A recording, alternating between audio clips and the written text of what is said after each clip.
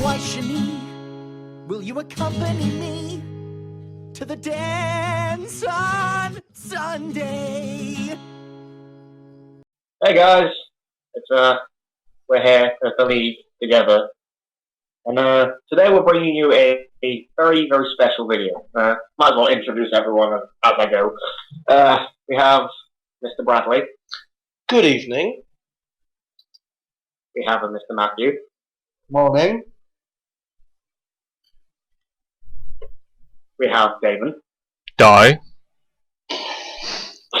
That took forever.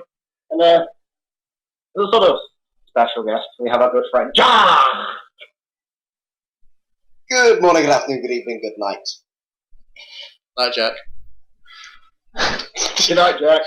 You just leave. Yeah. Not yet. I can see where this is going already. Yeah, this is gonna be Right. Today, we are bringing you our thoughts, feelings, and general of the entirety of season 1 of RWBY. Yeah. Yeah. Let's break his legs. Dang. Right. Shall we start with the trailers? For the trailers. Hands down. Yam. I think my personal favourite is the red trailer, honestly. Really? Yes. I prefer the black trailer. The reason I love the red trailer so very much is that I was watching, it would have been season 10 of RWBY, and it just starts playing after the credits. I'm like, what the fuck is this? This is amazing. So I showed it to Levi, and it just spread from there.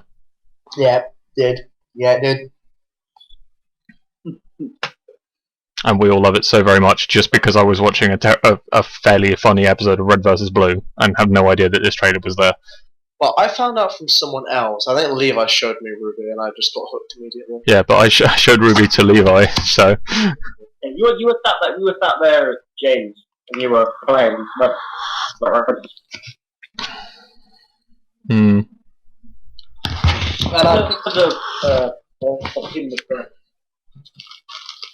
You just sort of go by trailer. So, in the red trailer, we get introduced to the main character and kind of the title character, RWBY. With silver eyes. She does most definitely have silver eyes. She does. Yes. And they're adorable. The youngest character on RWBY. Yeah, I'd say she probably is, yeah. About Yeah.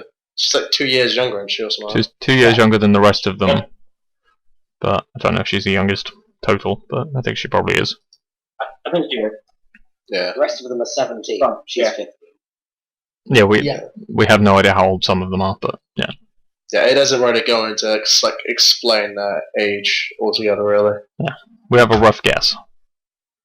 Right. Pretty much. Anyone got any particularly good moment? Well, if we're talking about the red trailer, how about we talk about the first fact is that she in the red trailer she looks older than she does in the actual thing itself. That's true. She also looks more sort of serious than she is in the show. But Monty himself said that the red trailer was just sort of a show off of a weapon more than the character itself. The character wasn't so much as done. It was a work in progress still. Anyone have any particularly favourite moments from any of the trailers? My favourite moment in all trailers is actually in the white trailer when Weiss decides to use with Dustin and a rapier. Yeah, that was cool. That combined with the music, it's sort of upping the tempo, and then the effects. Levi, I'm literally watching that bit of the trailer right now. Stop it. Stop watching trailers. I think probably my favourite moment is the footwork piece in the yellow trailer. Yeah, as a martial artist. Yeah. You can. I can appreciate just how hard that is. I mean, I have to say that my favourite part in all the trailers would be the Black trailer when you got Adam and Blake fighting off the gigantic mech. I can't remember what the thing's I called. would say that's one of my favourite moments as well. Yeah, that is a good spot. I just that's very high in like my favorite moments of the show. I love Adam as a character. Yeah, Adam's fucking awesome. Yeah, he is. But in terms of music, I think the Black trailer has my favorite theme. Yeah. Yeah, it is a very good theme. But I do like my Red Light Roses theme. Right. Should we move on to the first episode? Yeah. So, Volume 1, Episode 1, Ruby Rose. Yes. That narration. Oh yeah, the starting piece by I forgot her name. Jen Taylor, the voice of Cortana. Oh yeah, that was pretty good. That narration. Excellent. Yeah, what? I've played every game with Cortana in it. That's still one of my favourite pieces of Jen Taylor. Just talking is just so good. Oh. And then we have a just sort of standing in a dust shop, and then it gets robbed. Yes. And then it gets a bit more serious when you get I'm gonna get this wrong. You guys are gonna get Torchwick. Roman Torchwick. Yes, that's the one. Where Roman Torchwick and I think it's 5 of his goons come into the shop and kind of rob all the dust from it. Interesting fact about that part. The voice actor for Roman is Grey Haddock, obviously, but all of 5 of the goons in that were actually Make-A-Wish kids. Well, yeah. Oh, that's cool. That's why their voices sound very strange in that episode. Is because they're Make-A-Wish kids who've been like bass boosted to make them sound right.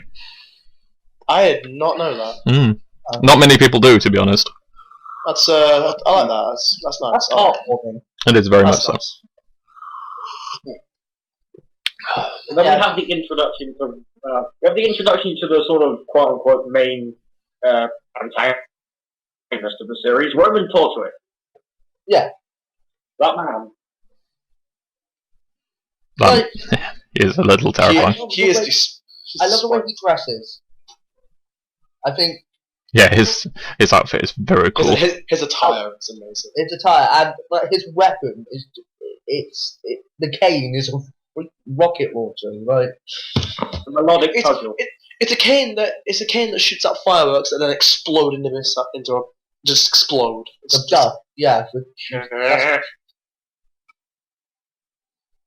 I do have to say he is pretty stylish. He is indeed. Oh, he is stylish. He is a no giver of fucks. I think wasn't his character model how he dresses and stuff and how he acts based off one of the characters from A Clockwork Orange. Was it? I think that's right. Yeah. I want to mention that, Damon. Sorry. I think you're the one that told us that. Yeah, because I read it up on the wiki. No, that wouldn't have been me. Oh. Roman Torchwick's design is based off the Pinocchio character Candlewick. Oh. I think that's what his name is. Well, it says design. Right, sorry. Okay.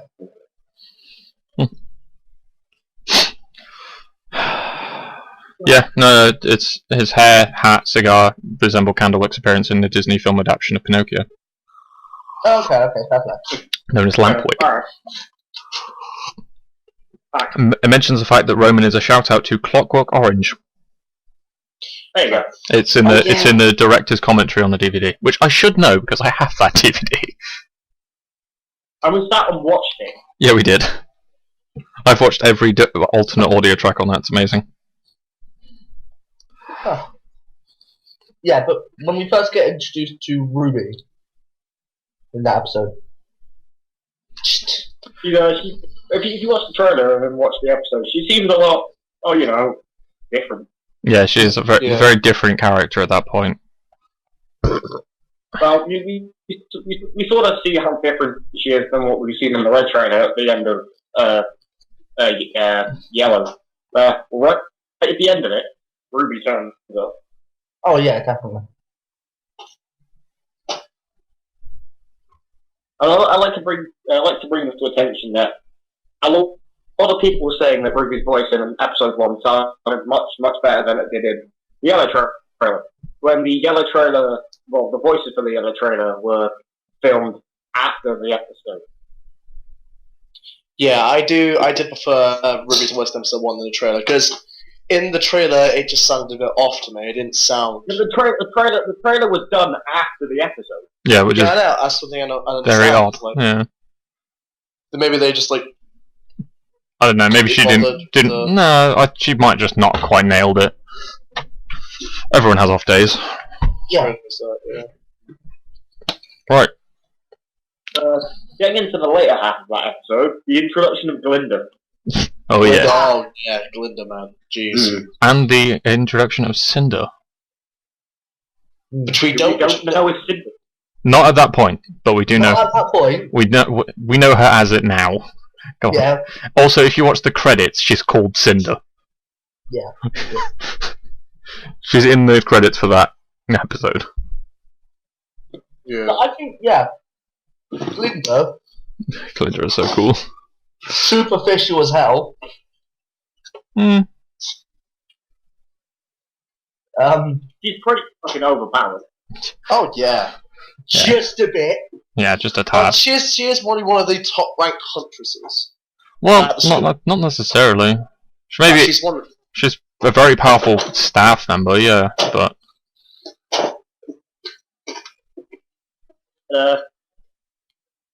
so we have the scene with the fight, and then Ruby gets brought to a sort of interrogation looking room. Where we meet Osborne. Shannon McCormick. yes, indeed. Professor Osborne. I was really tempted. I was tempted to say Washington there. Washington. Yes. Yeah, otherwise known as we meet the Washington. headmaster of Beacon. Who's also apparently 6'6". What? That seems way too tall. We meet the headmaster of Beacon, who is a very chill sort of guy. And at the same time, Ruby eats a lot of cookies. Yeah, she does. Yeah. We eat them disappear. How does she eat this? Nom nom nom nom nom, just gone. Not even taking a bite. Just swallowing cookies whole.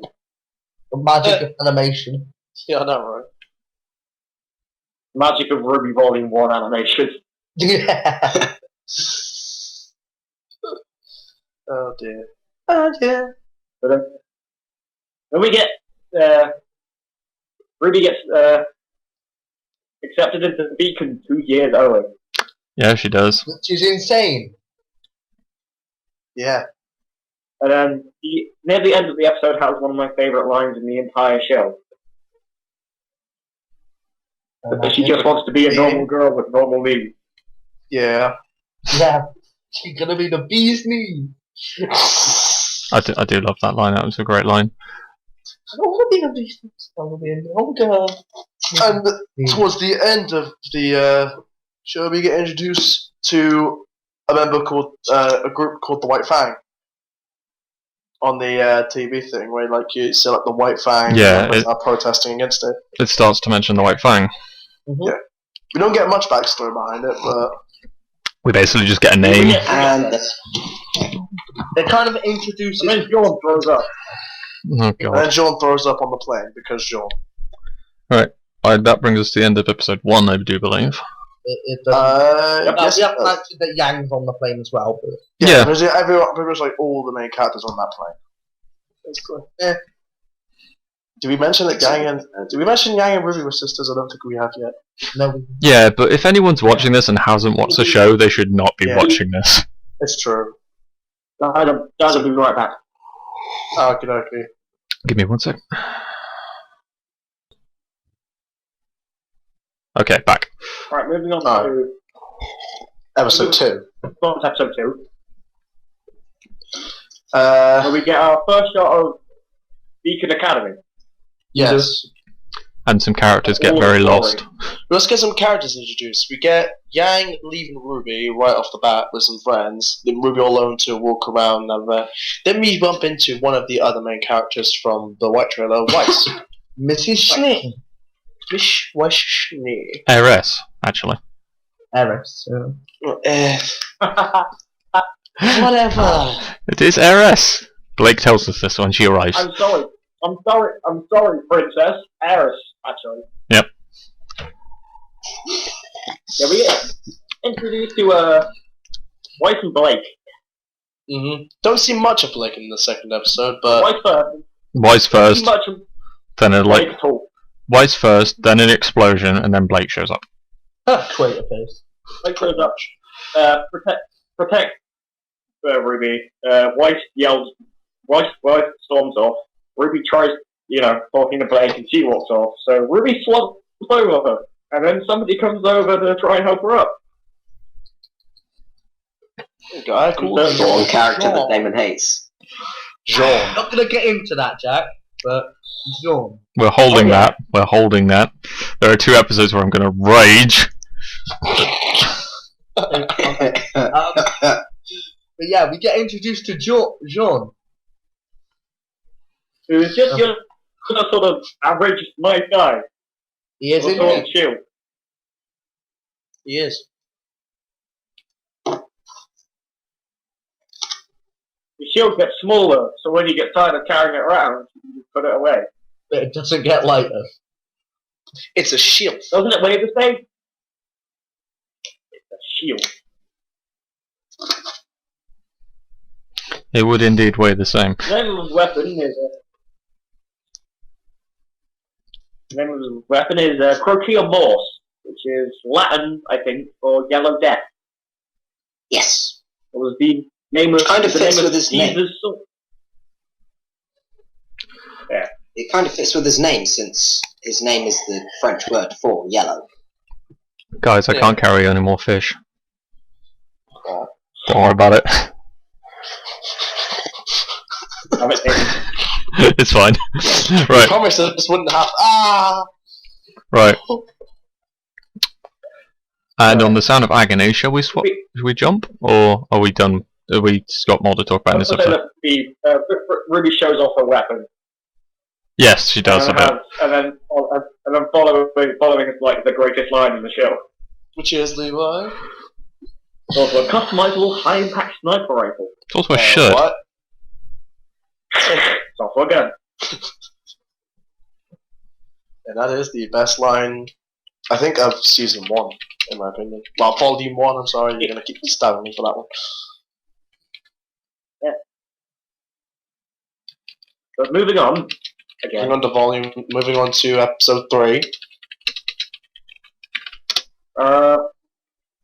Shining Beacon Part 2. Yep, Shining Beacon Part 2. Shining Beacon. Oh, yeah. Episode 2 and 3 are called the Shining Beacon Part 1 and 2. Yes. Sorry about that. But we get introduced to it. We don't get introduced. We see her in the background. Who's this again? Here. Alright. Mira. She kind of See her in the yes. background. After Jean says that, like he says like, where am I going to find another nice quirky girl to talk to? Moves one step and just Tara is standing behind him. Staring into the camera. Yeah, that's really creepy. She does that a lot. Yeah, she does.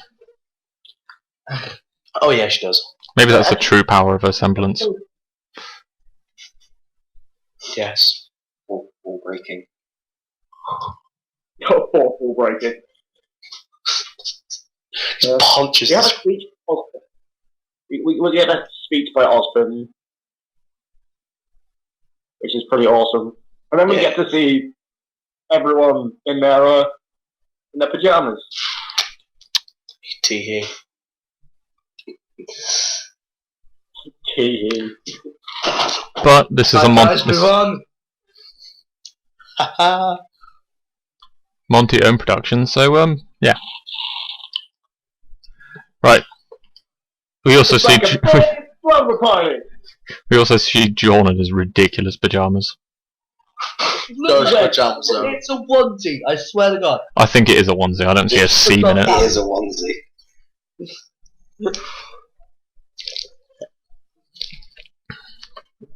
Somebody's drinking tea or coffee. I can hear it through the microphone.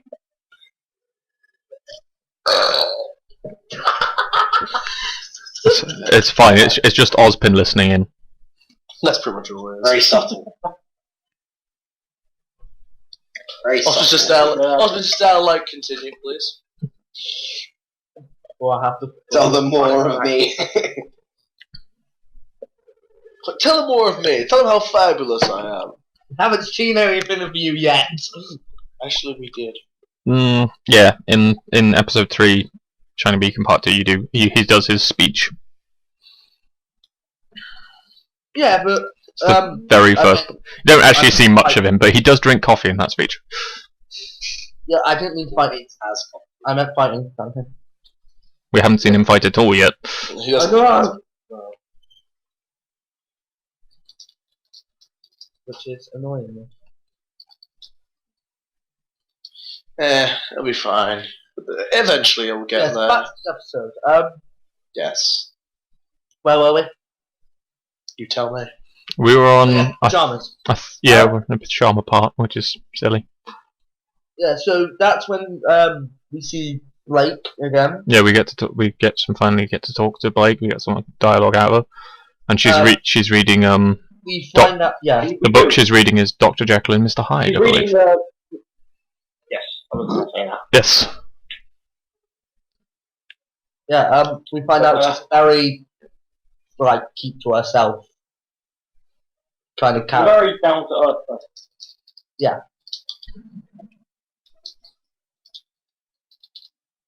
Yeah, she is probably one of the most calm, collective people in the entire thing. Yes. To an extent. To an extent, in season 1. Yeah. she's one of the Season most- 1, yes. She's very. Oh, Whatever! Ruby and Blake bond over their level books, basically. Yeah, pretty much. And then Voice walks over, and then we finally get the 4 of them in the same scene together, Yes. which I like. And then Blake blows out a candle, and it somehow turns all the lights off. Which was interesting. I mean, magic, yo. That's Blake's semblance. She blows out a candle, everything goes out. I've seen some pretty funny Even life crossover itself. about that. Jesus Christ, that's dark. Just a bit. Yeah, but I've seen some pretty funny forecomers about that part where Blake blows out the candle. Like, somebody turns the lights on and, like, Weiss is in Ruby's arms and she's just there with, like, a fucking perverted smile on her face. Okay, off this. Just moving along. Moving along.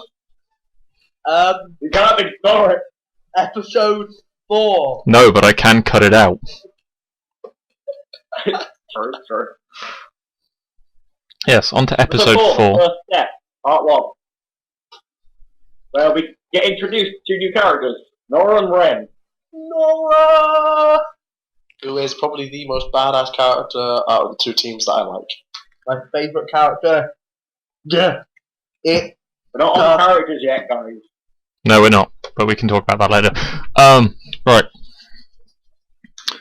Nora's very energetic, all we can say. very. Nora's Oh, yeah, she is. does not care, powerful as hell, and she will destroy you and break your legs. Poor Ren. She's also voiced by She's also voiced by Samantha I Ireland. remember that. Guys, she's also voiced by Samantha Ireland. She's really short as well. Oh yeah, she's the smallest character, isn't she? Not quite. She's 5'1" though. Jesus. Who's the smallest Nice. character? I don't. Wallace is the character that gets introduced in Volume 2. Yes, that's a video for another day. Ruby is only an inch taller than her.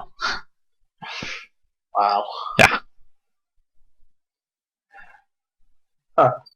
But we also get to hear Pyrrha talk. We do. We got a conversation with Pyrrha, which is awesome. No, Pyrrha's dialogue is always funny to me.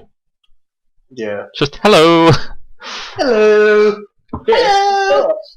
This is Pyrrha. Hello again. It's like, hello again. It's like, sorry. Then you got Wise, who's just like, it's That Weiss doing all of her scheming. The first half of the first volume, and by half the first volume I mean most of the first volume, Weiss, she's a giant bitch. oh yeah, she is. Yes, yes. Like, she's a tsundere. She is quite Cinderella. Surprising why she's not my favourite character, because that's my favourite type of character. But you know, yeah. No, let's be honest here. But we know Barbara. Less of that and more about the fact that Pyrrha. Yes, Pyrrha is very strong. Probably, in terms of combat, probably the strongest in her team. Yeah. But we haven't been introduced to them fully yet. There's not really an awful lot else to talk about in this episode, is there? It's getting launched into the forest and then it kind of ends. Yeah, they get they get put on. JAUNE talking for ages. His team and stuff. Yeah. And calls Pyrrha hot stuff. Which is pretty funny. Oh yeah, that's hilarious. Yeah, that's... Unfortunately, the serial wasn't very cute. I do like that line. No, there's not really an awful lot. That was very much a I don't want to call it filler, but that was quite a short episode. Yeah, yeah. Yeah, but most of them Volume 1 were quite short episodes, aren't they? I don't know. Some of them are longer than that. Now we go on to Episode 5, which is the first step, part 2. where Professor Osborn Fires them all using springs into the fucking forest, which is hilarious. Which I realised is a different forest to the one that we were in later in the series. Really? Yeah, it's the Emerald Forest. It's not the It's not Foreverfall. It's a completely different forest. Huh. I had a quick look on the map, and it's the complete other side. Well, Because that's got green trees. The first thing we see in that episode is just the shot of this sort of bird just flying around with people moving, and then Ruby collides with it. Betty, no! And you get to see everyone's landing strategy, which includes Ren spinning around on a tree using the blade of his pistols to spin around. Ruby sort of just swings round to the side. Yang propels herself through the air with her gauntlets. You don't get to see Blade at all. Pyrrha just crashes through everything with her shield. JAUNE And then there's JAUNE. hit by a spear. Oh, Pyrrha throws the spear to stop JAUNE's foot. That was Yeah. a hell of a shot. Like she's looking through her sniper at JAUNE.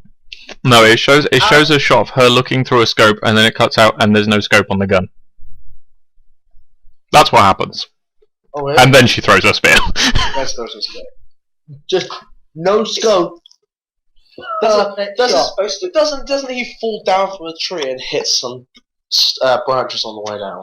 That's later. Oh yeah.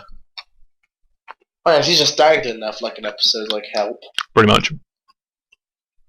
But basically Ruby lands. She begins running around searching for Yang, and sort of thinks about who else will we find in her team. So she goes through the people she knows. She's like, of course, Yang. She talks about Blake, JAUNE, and then Weiss. And then at that moment, she bumps into Weiss. Yes, and that was the best encounter. Very unimpressed Weiss. Very, very impressed. On the weak side, if you lock eyes with somebody, you're their partner. Mm-hmm. Whether you like it or not. I guess we should say how it works in terms of initiation. Oh yeah, you see, get a partner, yeah. Yeah, they're trying to. You get walked into a forest. First person you lock eyes with is your partner. You go and find this relic, and whoever picks up 2 pieces of like the sort of same, it's like a chess set. Whoever picks up the 2 same. They're about to know that. Whoever picks up the 2 of the same pieces get put in a team together. And that's how the teams work. But they have to pick up the relic and then get back. Yes. So if they lose the relic, they've then got to proceed to either find it again or find another one. I don't see how that would work if they lost it though. But no one loses the relic, so.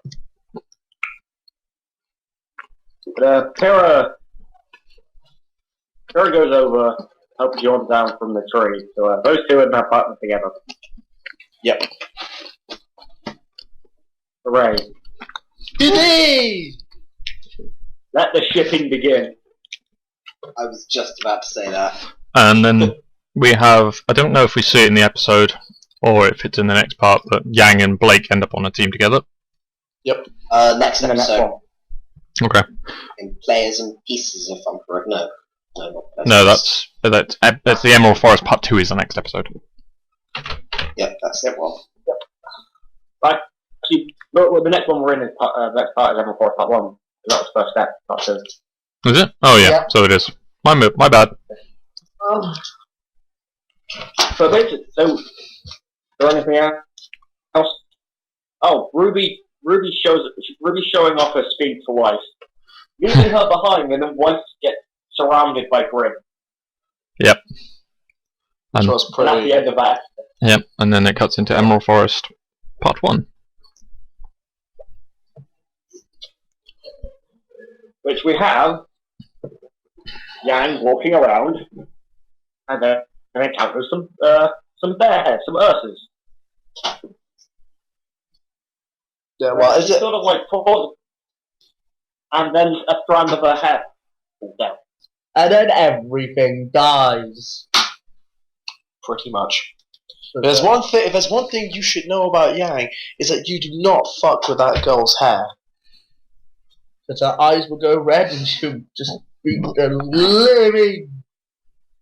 Shit out of you. Yeah. It's also the only animation glitch that I know of in the show in that scene. When she charges forward, her eyes are blue again, or purple. They go red.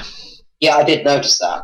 She goes to punch, it goes to a close-up on her face, the blurred background, she's got blue eyes. And then it cuts back out and she's got red eyes again. Monty, you failed us. It's the only one I can think of other than the weird running sequence in Players and Pieces, but... Yeah. And also an episode. We'll get to that piece of There's also a little glitch in Volume 2, but that's later. That's another video to talk about. But, Weiss is fighting off the Grim, Ruby gets in the way, Weiss sets the fucking forest on fire. Which was hilarious. Then they run away. And therefore, Just no effort at all. yeah, Ruby cuts a tree in half. But meanwhile, we actually get a description on what aura is. From Pyrrha. John. From Pyrrha. Well, Pyrrha explains it, and then George's like, it's a false film. Yeah, basically, she's saying about talking about how you can use aura, and on screen, Ren is fighting akin to G2, which is a giant snake. Snake. Giant snakes. You're a snake. Anyway, after that fight, Nora. Ah! Yeah. Yeah, I don't think Pyrrha that's what unlocks John's aura. Well, Which don't unlock it. immediately hinted. No, she unlocks it. She says that she unlocks his aura. Oh, right, fair enough. Yeah, which And then immediately his wound gets hit heals. by a tree, doesn't it? No, not a tree. The tree branch smacks into his face before that. She unlocks it and it heals up instantly. The only thing that went through my head when you guys were trying to explain that is somehow Pyrrha got JAUNE to level 5 in most like RPGs. She unlocked the self-regen You skill. unlock Unlock self-regen. we get Emerald Forest Part 2, Episode 7. Yep. Not much happens. No. Yeah, They really. do introduce the Deathstalker. There you go. Yeah. Yep. Where basically nothing really happens. We get a Looney Tunes moment where all you see is the character's eyes, and that part was beautifully animated. Especially on the Blu-ray rip. Well, Oh, yeah. Everything looks prettier on the Blu-ray rip. Everything. So basically, the Deathstalker blames JAUNE flying. Yeah, JAUNE's not had the best of luck against other things. Against the Grim. He seems to get launched. A lot. And then comes The end.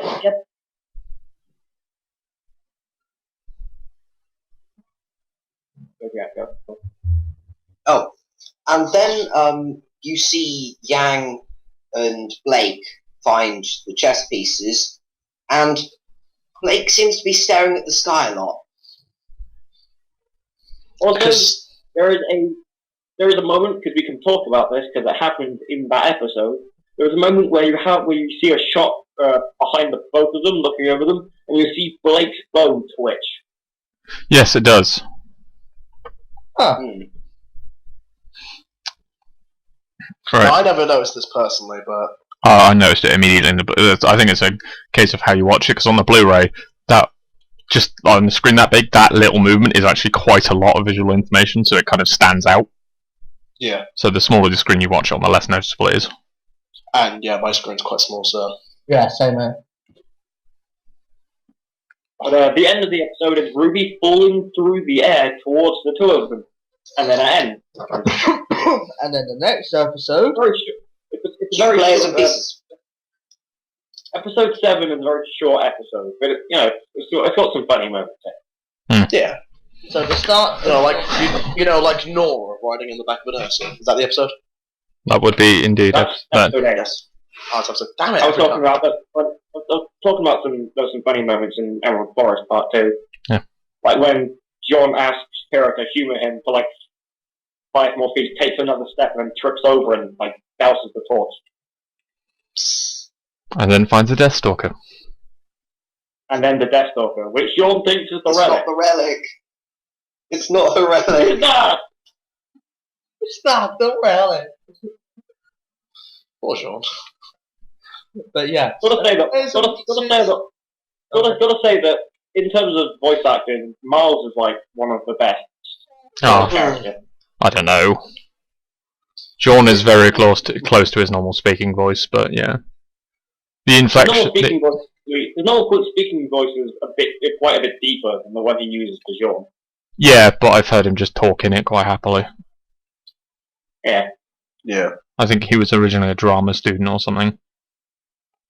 yeah. There's a notable difference between the two of them, but Yeah, you can definitely tell, but it's not that far. Whereas compared to somebody like Barbara,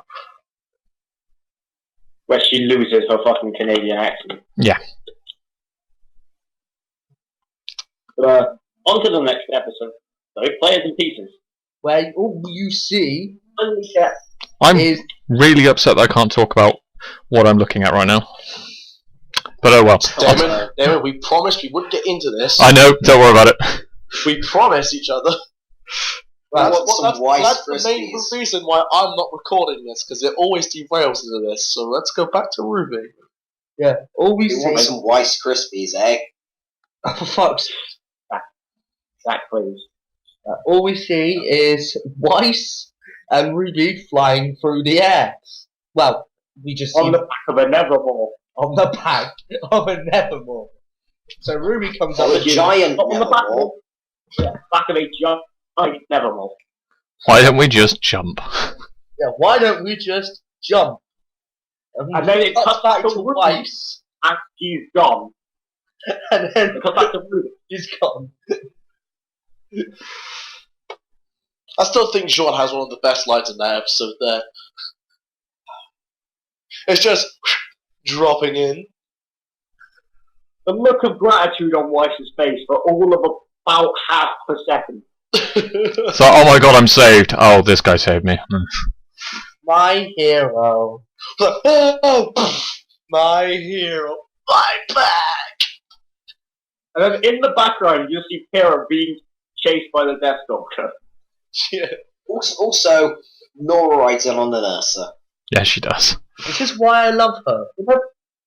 Can everyone just calm down for 2 seconds before something crazy happens again? Poke. Yang cuts back up to Weiss on the back. How did Ruby even convince Weiss that riding the back of a Nevermore was a good idea? I don't know, man. I don't know either. How did Ruby even manage to talk to Weiss without Weiss being a stuck-up bitch? How did they even get on the Nevermore? Yeah. How did any of this happen?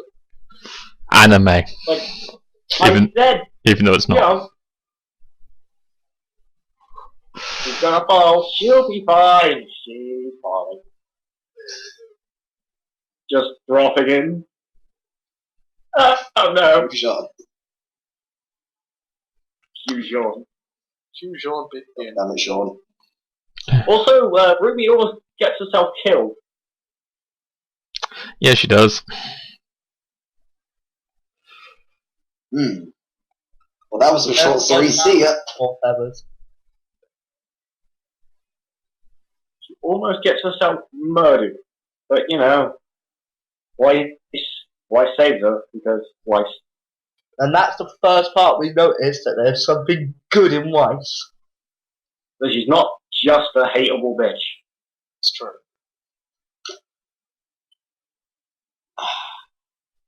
It's basically a love and hate relationship with Weiss. She gets better as the episodes come along. Yeah, Yeah, as the pretty much. story continues. Pretty Right. much. That's another thing we have to include in character development. Yeah. Quite a bit of that. But Yeah, let's do that when we start talking about the characters themselves. Oh yeah. Right. Uh, So that goes on to the next episode, I think. Matt, we haven't No. even got to the we've just talked about the first like 5 minutes of the 14-minute episode that is players and pieces. Really? Oh, Yeah. shit. You do remember that's where the big fight scene happens, remember? It does, yes. We get to see the two teams actually fight in So basically, in order to get Q.U running animation. Yeah. Yeah. Yeah, Barry.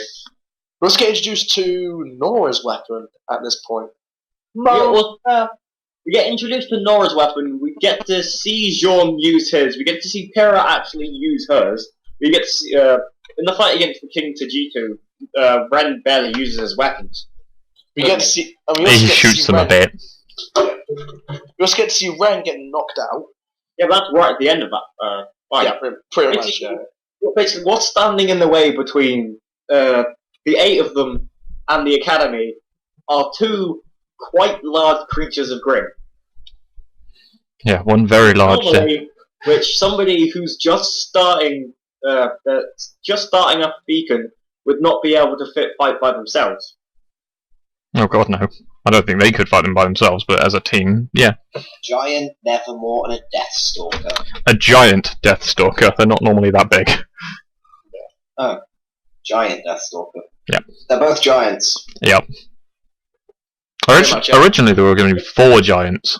4 giant types of Grim, but they decided, no, it was just going to be 4 different types of Grim. It was just really big, and they decided against it. There was too much happening. But yeah, basically the fight comes down to Jaune, Nora, Pyrrha, and Ren fighting off the Deathstalker, while RWBY, Weiss, Blake, and Yang fight off the Nevermore. And then we get epic fight scene. Yeah, Epic fight scene. I think we see more of Jaune, Pyrrha, Nora, and Ren fight than we do Ruby, Yang, Blake, and... To an extent. But we also get Red Like Roses Part 2. Oh yeah, we do. Yeah, Favorite piece of music. The entire song is set to one of the best songs on the Volume 1 soundtrack. Yeah. I think it's probably my favorite piece of music on that soundtrack. And that's saying something because I went out and bought that soundtrack. Yeah, how they beat the Deathstalker is Jaune notices that Ren was trying to weaken its stinger because it's basically a giant armored scorpion. Yeah. Jaune catches on that Ren was trying to shoot off a stinger. So he pretty much just yells out Pyrrha's name, who then Captain America's her shield and cuts the tail off. Yeah. Which pretty much has the stinger hanging out the top of the Deathstalker's head. Yeah, And kind then, of impacts and stays. With a boost from Pyrrha, Nora flies up in the air, does a bunch of flips, So good for my favourite character. and then slams the stinger straight down into its brain. And kills it instantly. Well, she's my favourite. Talking about Nora's weapon, it's a Warhammer grenade launcher. Yeah, it is. Yeah, it is glorious as fuck. Levi, I think you have the thing open. What's his name? Magnia. Okay. Why did you say Mjolnir? Magnil, sorry. Yeah, Magnhilda, yeah. isn't it? I'm not saying I know it's Norse. I Mag know it's... Magnhilda. Magnhilda. Yeah. It's hard to say with our accent, but So during that, we get to see Team RWBY. Well, Team RWBY hatch a plan where they use their combined strength to bring down the Nevermore by having RWBY run up the side of a cliff with its head in her scythe blade, and then she decapitates it. which was like the most glorious scene ever. Because the decapitation causes a bunch of rose petals to form. yeah. That is any death animation. Well, any grim death animation in this show has very interesting because they don't do blood and they don't do corpses and anything like that. They all kind of disperse, just break apart into these rose-like petals. The rose petals only show up when RWBY kills something. What? Oh, Not always, because the effect is the same when other people kill things as well. there's no rose petals. I don't think there are rose petals, but yeah, they don't just vanish. No, they don't just vanish. No. It also has one of my favourite Yang lines, where she's punching missiles down the Nevermore's throat. Yeah, Just yelling, "Are you hungry?" I hope you. I hope you're hungry. I hope you're hungry. Yes, it's been a long time since I've watched anything from Volume 1, so you'll give me a break. So after epic fight scene, we get announced of the teams. We get a team that we haven't really seen except the characters in the background, which is Team Cardinal, for a bunch of pricks and nobody cares about them. Team Juniper, which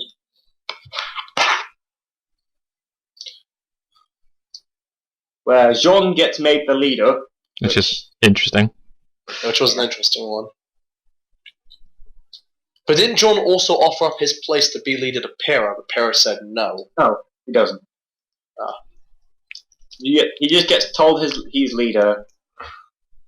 Yes, yeah. Ozpin says, "Congratulations, young man," and then we get Team RWBY.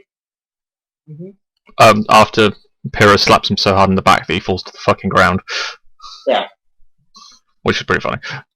That's pretty funny. She also has this giant grin on her face the entire time. Yeah, she does. And then we get Team RWBY. And then we get, Team RWBY, which is RWBY, Weiss, Blake, Yang, and RWBY's the leader, which upsets Weiss a lot. Yeah. And then we have a scene with Torchwick for no fucking reason. Just because you know why the hell Actually, not. there is a reason. If you look at the screen, it says it's a message from Crow, and that actually comes to play in Volume 2. Because I will not tell you. That's right. That's the last episode where Osbin gets a message from Crow. Oh, got it wrong. Yeah. Torchwick sort of just shows up. Like, it's sort of put to a different place, in a sort of warehouse, and you just have Torchwick. And a few things get said, and then you have the end credits. Mm-hmm. So, on to the next episode. Yes. Yep. The Badge and the Bird, where we have... Bunk beds. Yeah, bunk beds. Bunk beds for the win. They do make bunk beds. That was that was quite an interesting You still have montage. You still have to unpack. All her clothes fall on the floor. And clean. Bonsai! That was a really interesting montage. So, Ninjas of Love. oh, Blake.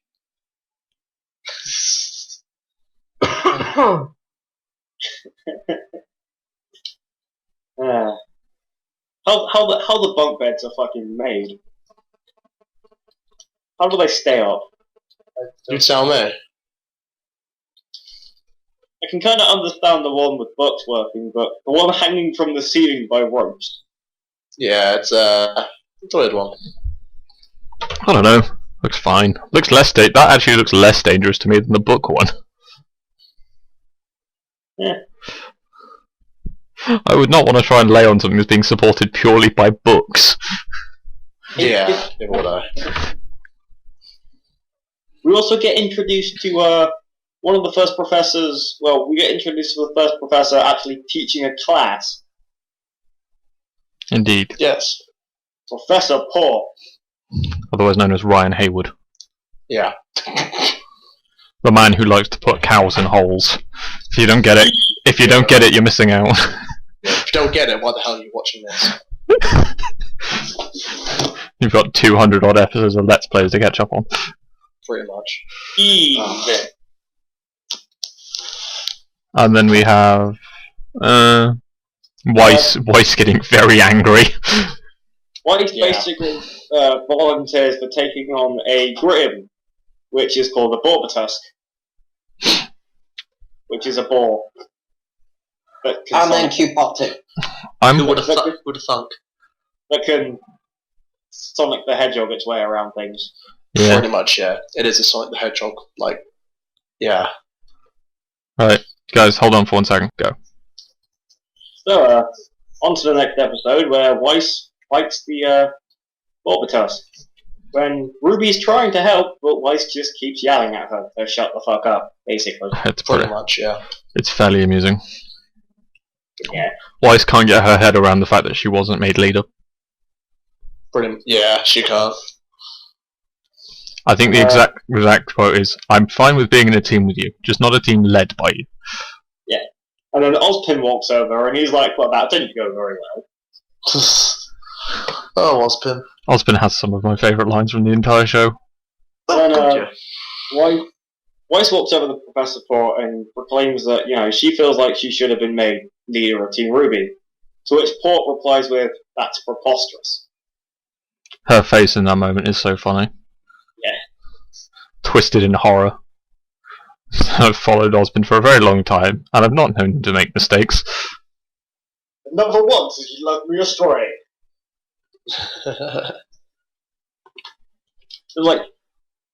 To be honest, your exceptional performance on the battlefield was matched only by a poor attitude. How dare you! My point exactly. I love how well Ryan voice acted that. Yeah, that was beautiful. But basically, we get Weiss pretty much saying to RWBY that she's gonna act, not as the best leader she can be, but as the best teammate. Yeah. So she pretty much says that she pretty much outright admits that she's going to be nicer towards RWBY. And then we have a nice sort of like bit right at the end of the episode where Weiss admits that she always wanted bunk beds as a kid. Yeah, it kind of gets a bit heart-touching to warming. Yeah. We start to see a bit more backstory behind Weiss at this point. We get to see her, Open up. She starts defrosting. Yeah. She's basically defrosting from an ice queen. Which is good. Why the keep calling me that? Dude, really? But now we get to the part of the series that Damon did not like at all. Jaundice, part 1. In the interests of this video not being an hour and a half, I'm not going to. The amount I want to express hatred. You can express it in the comment section, but Damon, you can express it in the description. Okay. No, not in the description. That description will be far too long. I upload the video, I'm putting it wherever the hell I want. That description will be probably a million lines long, just saying, I hate Jaune, I hate Jaune. Yes, but Damon is the one doing the video, so. But basically, the beginning of the episode has Jaune fighting Cardin, and he's not doing very well. Oh no, he's getting his ass handed to him. But there are parts where Jaune just will never give in. But he also can't ever win because he's pathetic. Damon. Not yet. We also get introduced to Velvet later on. You only get shot being from lips, bullied. though. Who's being bullied by the other pathetic character. Cardin. I do like how that they're a reference to each other. Yeah. Jaune and Garden. Yeah. It's, yeah, not much happens in that episode. yeah, not a lot. We just get introduced to Other than two characters being pathetic. And one character being adorable. Damon. So Jaundice Part 2 happens, and we get introduced to yet another teacher, Dr. Bartholomew Ublek. Professor Ublek, though. Doctor. Whatever! He didn't earn that PhD for fun, Ublek is a very interesting. Hyperactive. Massively hyperactive. One side of the room to the other in less than a second. He's also voiced by the mighty Joel Heyman. The magnificent and mighty Joel Heyman. Yes, by a long shot. That is. Of Caboose fame. Although showing up in Friends, Criminal Minds, Grey's Anatomy. When did he show up in Friends? In the yeah, let's not go into that, but Yeah, Well, he was in Friends. What? Yeah. What? I'll talk to you about it later, it's fine. basically, during the class, Jaune struggles to answer a question, gets it wrong, Cardin's racist. yeah. Very racist. Gives Jaune and Cardin extra. Oh, in the last episode, we forgot the line that Nora. Oh yes, Nora's amazing line. Well, Let's break his legs! I love Nora so much. which gets brought up in this episode where Pera says, "I really will break his legs."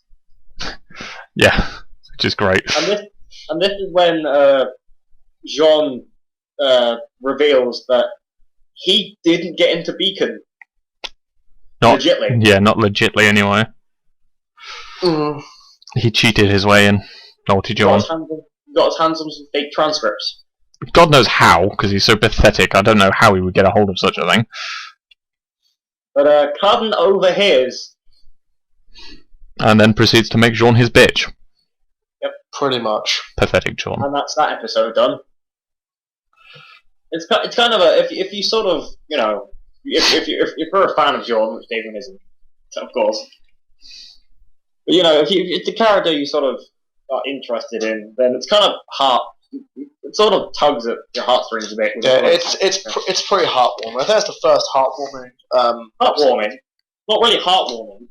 Like, you know what I mean. It's feelsy. It's the first real tearjerker bit we have. That's what I mean. That's what I mean by heartwarming. Right? Leave me alone. Well, heart cooling, possibly like the most horrifying part of the show. Yeah. No, the reason I don't like JAUNE is I'm just nothing like fan, never have been. Yeah. Which seems really self-centered, but I've always just been you're picking me, I'm just going to beat the shit out of you. Yeah. Person. That's just, I've always been like that ever since I was little. Oh, Anyway, moving on. we get to Forever Fall Part 1, which is episode 12. Yeah. No, episode 2 is... Episode 12 is Jaundice Part 2, episode 13 is Forever Fall Part 1. Oh yeah. Yeah, I'm looking at it, it's all. Alright, we get to episode 13, Forever Fall Part 1, where we get Forever Fall. Which is possibly the coolest looking place of all time. Which, if you watch the Black trailer, would look very familiar. Yes, it is very familiar. Oh How have you only just realised that, Holiday? Yeah! Yeah, oh my god. I've only just... I want to ride over there and slap you. Oh well. Jack, what are your thoughts? No, just cry, man. What was that, Jack? Ask what your What? thoughts are on this episode.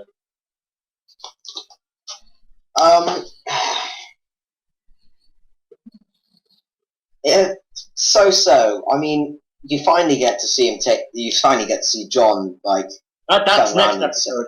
That's next episode. No, he Actually, no, that's the end of the episode. nectar. Oh yeah, he does, Throws doesn't the it? nectar. He does finally stand up for himself at the end of the episode. Which was okay. The bit where Ruby's talking to him, saying that, you know, he's not allowed to be a failure. No, that he's a leader. Yeah. That's heartwarming. Yeah. Nope. Just Nope. Just nope. You're not very. You're not good at. You're not very good to talk to this way. Nope. Nope. Yeah.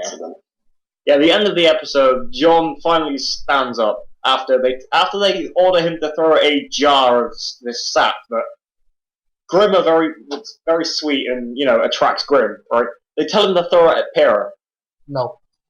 which then he's like, But it's I'm not also standing.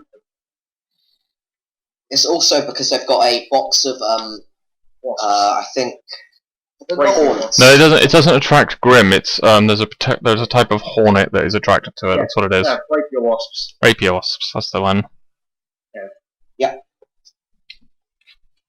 So then John throws at him, and then the end of the episode is the members of Team Cardinal grabbing him. And that's the end of the episode. So, in the next episode, we actually get to see a glimpse of Jean's aura. We do. What? Irizora, you mean? No, Jean. When Cardin picks him up by the throat and goes to punch him, and there's just that bright light. Yeah, that's Jean's aura. Is that? That's not his semblance. It's that's not. his- No, it's his aura effect. It's his aura coming. His semblance. We know his aura, not his semblance. Yeah, it's because he was about to deal damage, so his aura kicked in, and he's got so damn much of it. Because so that much of it, Cardin couldn't hold enough of it, He couldn't punch through it, but that doesn't really surprise me. basically. And Basically, after that, an Ursa attacked. A major. This giant fucking Ursa. that's a big Ursa. That's Just a a big Ursa. That's particularly funny because the character that says that line is called Russell. Really? Yeah, What a name. I know, right? It's not like it's my second name. Okay. Basically, Pyrrha, White, and Ruby turn up to help him. And John, like, the Ursa goes to, you know, strike a killing blow to Cardin. Cue JAUNE protecting Carden. With a shield. Yeah, with his shield. Definitely not to do with Pyrrha at all. Yeah, but it's not that part. Oh yeah, that's the earlier bit, isn't it? And he from an overhead strike, manages to block it and then push this giant spiked Ursa off of him. Alright, which means he's got to have at least a lot of physical strength. At least. Which you Which see. you see in Volume 2. Yes. Mother of God. He's ripped. But, he fights this giant Ursa, gets knocked around a bit, and goes in for a last strike, which then it goes slow motion. And then we get to see Pyrrha's semblance. Which is magnetism. Polarity. The same thing as magnetism. Yeah. Polarity is literally a part of magnetism. She moves up JAUNE's shield so he blocks the Ursa's strike, and then with his own strength, takes his head off In one strike. in one strike. How can you? And considering After you've and done considering when Jack, go. If Halliday tries to talk over you again, just keep talking. when we used to do executions with swords, it took us quite a few chops to get the head off. So consider That's that yeah. with that the size of that there, the amount of strength he would have to use to get that head straight off. is slightly retarded, yes. But it's a Grim and it's a dust and it's an oral weapon, so it doesn't really counter perfectly. But yeah, that's a lot of physical strength. Because even Ruby used, like, when she uses her scythe, which would be a lot of weight behind it, has to like spin around and then fire it up and stuff to get it to come off. Yeah. Right. But JAUNE helps Carden up and pretty much tells him to leave his team alone. JAUNE and Pyrrha reconcile, and JAUNE pretty much accepts her offer to let her train him. Yeah. Yeah. Because he was being an uptight bitch, even though he couldn't actually do anything, he refused to be trained. Because he felt like he had to do this on his own. Yes. Uptight bitch. Yeah. Right. Getting to episode 15, The Stray, where we get introduced to... The real Blake. Sun Wukong. Two kinds of people. I was going to say Sun. We get Sun and Penny. Yeah, that's when Penny shows up. It is. it is. Penny. Silly Penny. Penny is... An interesting one. Yeah. It's an interesting character. Let's say that. And Until you find out and what she actually is. unless I'm wrong, we also get introduced to the at the very end of the episodes. Anyway, I think we get the General. the truth of Blake. Yes. Yeah, that's the end of the episode. Hey guys, do you know we've completely missed out a character, right? No, Sun. we haven't missed out Sun. We're getting to that. We Oh. mentioned Sun and we mentioned Penny, and then I mentioned the fact we get to see the end of Blake. Now we can talk about the episode. Oh. This is a long episode. Yeah, this one's very long. This one's Next long. two episodes are combined at 25 minutes. Yeah. Yeah, we get introduced to Sun, who is a monkey faunus, who is pretty awesome. He is very Voiced awesome. by Michael Jones. You may know him as the guy who does Rage Quit.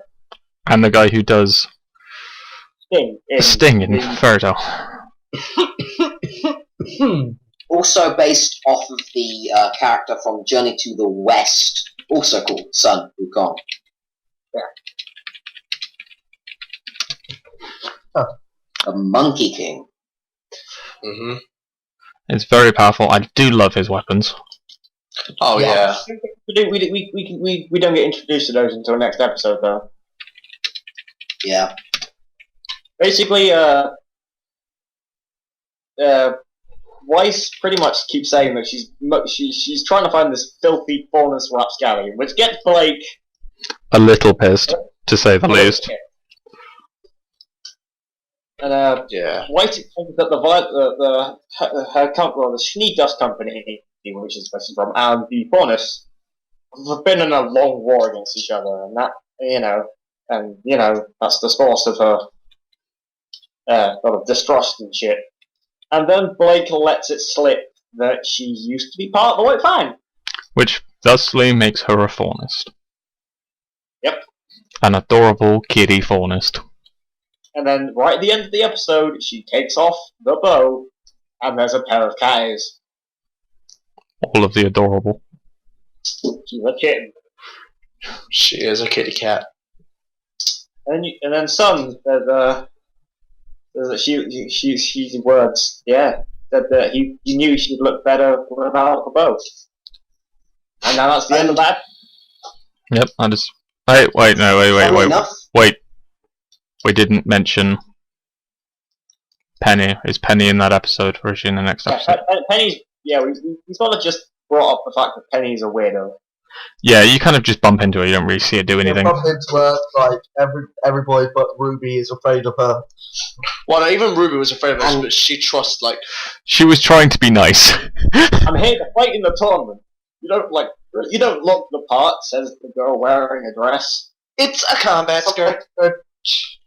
Yeah! And there's just low five between Ruby and Weiss. Shows how far they've come in terms of, friendship. And the whole she used to be in the White Fang thing actually kind of makes sense, because earlier on in the series, when you see Velvet getting bullied, there's just this look on Blake's face of, I really want to hit those guys. Yeah. Also, Weiss, in that episode, Weiss mentions that an entire train of dust was stolen, which is the exact setting of the Black Mirror. Yep. You can even see it on Blake's face that she knows what she's talking about. But, so that episode ends with Blake running off and disappearing. And then we get to the last episode, Black and White. Which is effectively... Which is an amazing episode. It is a great episode. It starts off with the three of them that are left out of Team RWBY hunting for Ruby. The episode begins with Sun and Blake talking. Yes. But they're just kind of Blake explains about she was a member of the White Fang when she was a child, but left after the brute turned violent. Yeah, she didn't because like you said, a new command came in. She didn't like the way the peaceful protests turned into riots. They were getting the respect they deserved. They were getting the respect they wanted, but not out of just pure respect. They were getting out of fear instead of general respect. Honor. Yeah. And Ruby and Yang are looking for her. Weiss is sort of just not caring.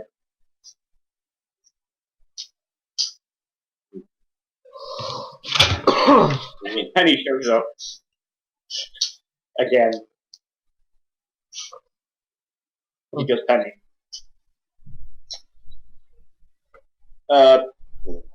Yang and Weiss leave Ruby to deal with Penny. Ruby basically tells her the situation, and Penny's like, I'm gonna help, blah, blah, blah, blah, blah. So then, Blake and Sun discuss the multiple dust robberies, because that's something that's happening all over the town. Everyone, dust shops are getting robbed. Yeah. Yeah.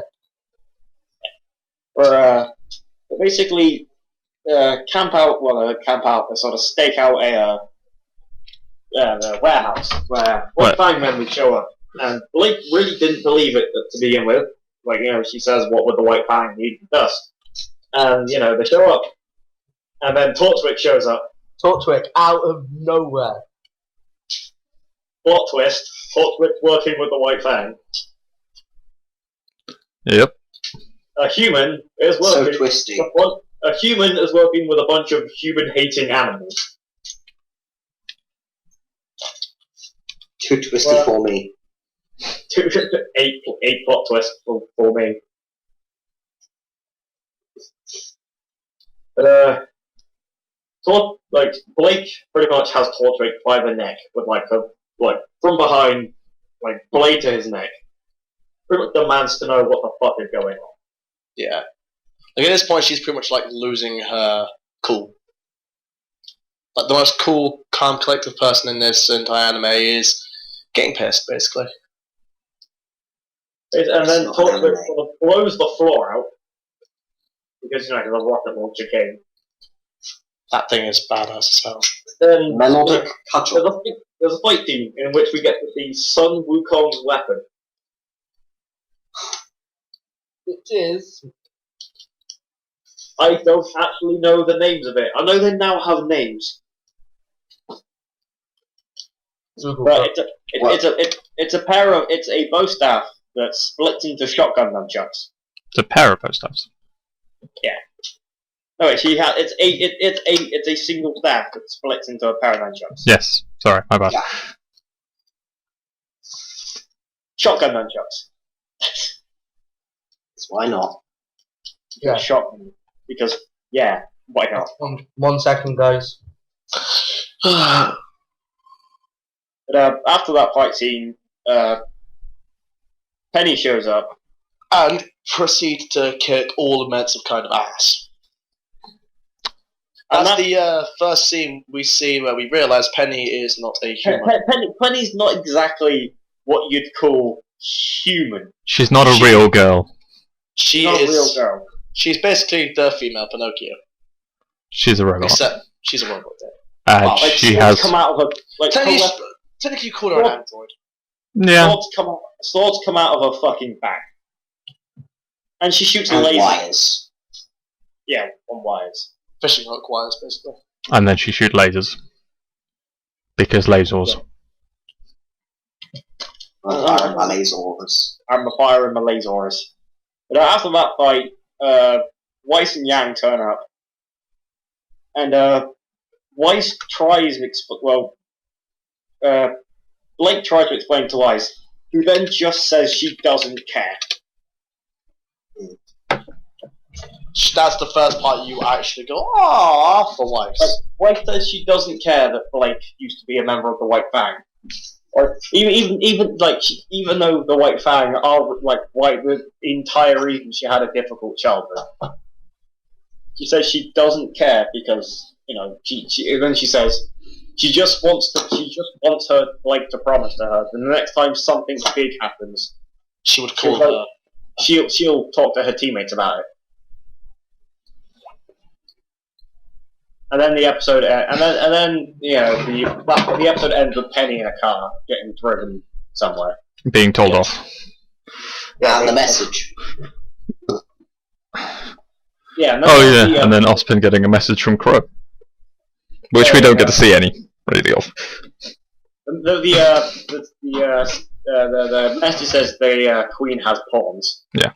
Talking about chess pieces. Yeah, but we really have no idea what the hell that means at that point. Well, at that point, yes. And then credit roll, get an after credit scene of Torchwick, and this is where we get introduced properly to Cinder. This is where we actually see the face of Cinder, because in the other episode you only saw the lower half. And you hear her talk. And she is voiced by the almighty and wonderful Jessica Negri. Oh yes. By the way, God. Sun's weapons are Ryu Bang and Jingu Bang. Okay. That's good. Nice.